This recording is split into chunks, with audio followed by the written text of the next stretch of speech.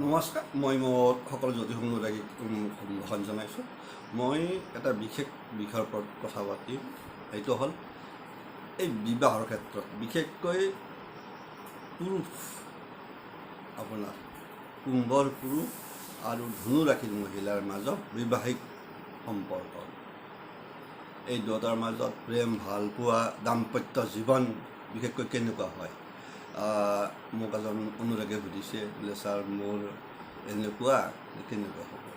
আপোনালোকে চাওক, প্ৰথম কথা হ'ল কি, কুম্ভৰ পুৰুষ আৰু ধনুৰ মহিলা, এই দুটা ৰাশিৰ মাজত সাধাৰণতে আমাৰ অষ্টকোট বিচাৰত, জতক বিচাৰত কিন্তু ৰাজজতক হিচাপতে চিহ্নিত হৈ আছে। মই কৈ থৈ দিছোঁ আপোনালোকক, বহুতে হয়তো আগতে সুধে, ছাৰ মোৰ কোন ভাল। বিশেষকৈ ৰাজজতক হ'ব লগা হ'লে, বিশেষকৈ কুম্ভত যদি পুৰুষ হয় তেনেহ'লে ৰাজজতকটো হয় বিশেষকৈ আপোনাৰ কুম্ভৰ লগত, মেষ ৰাশিৰ লগত, বৃষৰ লগত, বিশা আৰু ধনুৰ লগত, বৃশ্চিক আৰু ধনুৰ লগত। গতিকে দেখে আপোনালোকৰ এতিয়া যিটো সম্পৰ্ক, সেইটো ৰাজজতক সম্পৰ্ক হৈ আছে বিবাহৰ ক্ষেত্ৰত। গতিকে সুধিছে আপোনালোকৰ কেনেকুৱা। ৰাজজতক মানে ভাল, মানে উত্তম জৰা বুলি যাক কোৱা হয়। ইয়াৰ মূল কাৰণটো দুয়োটাৰ মাজত এটা সম্ভাৱনাময় যোগ এটা, বিভিন্ন ক্ষেত্ৰত দুয়োৰে মাজত এটা খুব সম্পৰ্ক মিল থাকে। ধনু ৰাশিৰ জাতিকাৰ মানে যিটো মন, খোলা মন, উদাৰ ব্যৱহাৰ, সেইটো কুম্ভৰ জাতকৰ কাৰণে মানে গ্ৰহণযোগ্য হৈ থাকে। আৰু আনফালে বিশেষকৈ কুম্ভ ৰাশিৰ জাতকৰ ভংগী, চলা ফুৰা কৰা যিটো ভংগীমা, সেইটো ধনুৰ মহিলাসকলৰ পচন্দ। কুম্ভ বেছ কথাৰ মানৱিক এটা কথা আছে যে কুম্ভ ৰাশি কোৱাতে আছে যে কুম্ভ ৰাশি জাতক বা জাতিকাই হওক, কোৱা আছে সেইসকল এটা বিশেষ কাৰণত পৃথিৱীত অহা বুলি কোৱা হয়। সদায় এটা বিশেষ ভাৱত থাকে, ধ্যানমগ্ন অৱস্থাত। শনিৰ দুটা ৰাশি, এটা মকৰ আৰু এটা কুম্ভ। কুম্ভৰ শনি ধ্যানমগ্ন অৱস্থাত থকা বুলি কোৱা হয়। মানৱিক গুণ যিটো থাকে কুম্ভ ৰাশিৰ জাতক জাতিকাৰ থাকে, সেইটো আপোনালোকে কৈ থৈ দিব। গতিকে বিশেষ কাৰণত অহা বুলি কয় কুম্ভৰ, মানে খুব এটা ভাল যিটো মানৱিক গুণ, সেইটো কুম্ভত থাকে। কুম্ভ ৰাশিৰ জাতক হওক, জাতিকাৰ হওক। গতিকে এই যিটো গুণ, মানৱিক গুণ, গতিকে ধনুৰ যিহেতু অধিপতি বৃহস্পতি, গতিকে ধনুৰ মহিলা বিশেষকৈ কুম্ভ পুৰুষৰ লগত যদি দাম্পত্য জীৱন গঢ়ি উঠে তেনেহ'লে তাৰ মূল্যটো দিবই।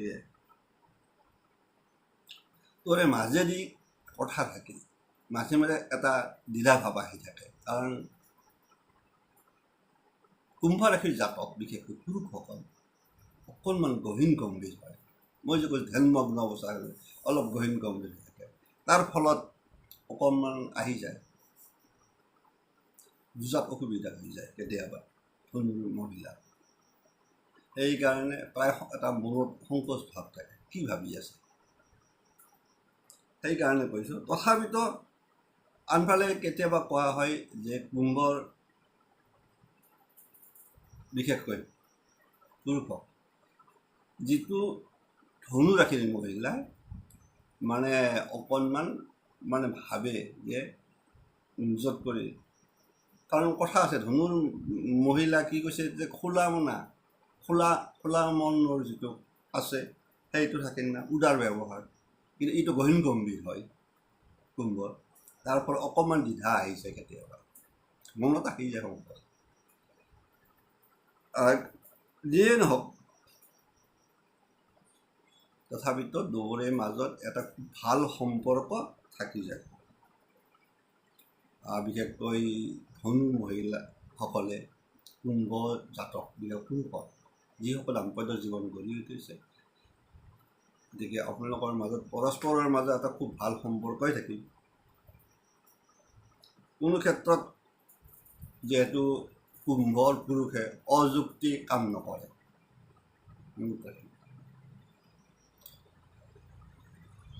গতিকে ৰোমাঞ্চ থাকে তাৰে মাজেৰে দুয়োৰে মাজত, আৰু সেইদৰে জীৱনটো পাৰ কৰি নিব খোজে। গতিকে কুম্ভৰ পুৰুষ আৰু ধনু ৰাশিৰ মহিলাৰ মাজত যিটো দাম্পত্য জীৱন, সেইটো পৰস্পৰৰ মাজত খুব বুজাবুজিৰ মাজেৰে মানে চলি থাকে। গতিকে একো বিশেষ ভাবিব লগা নহয়। মইতো কৈছোঁ যে কুম্ভৰ ৰাশিৰ মানুহে সহজতে কাৰো অন্যায় নকৰে, ধনুৰ মহিলাও কাৰো ওচৰত বৰ বেছি সেই নকৰে, ইচ্ছা নকৰে, কাকো অন্যায় কৰিব নোখোজে।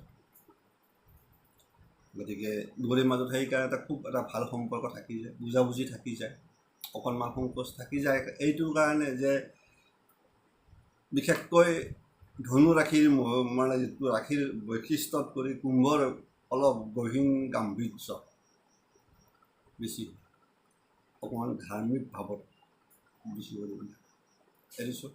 হ'ল নিশ্চয়, আপোনালোকে গম পালে, একো ভয় খাব লগা নাই, একো নাই, খুব সুন্দৰ জীৱন অতিবাহিত কৰক, এৰিছোঁ আজি ইমানে।